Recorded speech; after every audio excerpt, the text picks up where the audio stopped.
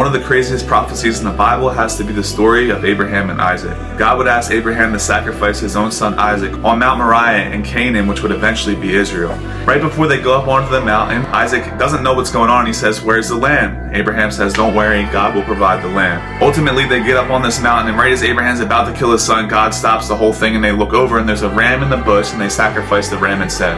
God wanted to show two things. He wanted to see Abraham's faith, but he also wanted to show us a picture of what would ultimately happen. Hundreds of years later, God's son, Jesus, would step into humanity through the virgin birth. And when he was around 30 years old, he would be baptized by John the Baptist. And as he approached, John would say, "Behold the Lamb that takes away the sins of the world." A couple short years later, he is sentenced to death, and he is sacrificed on the cross for our sins on the same mountain, Mount Moriah. But this time, it was the Lamb that Abraham had talked about. It was a prophecy in the Old Testament.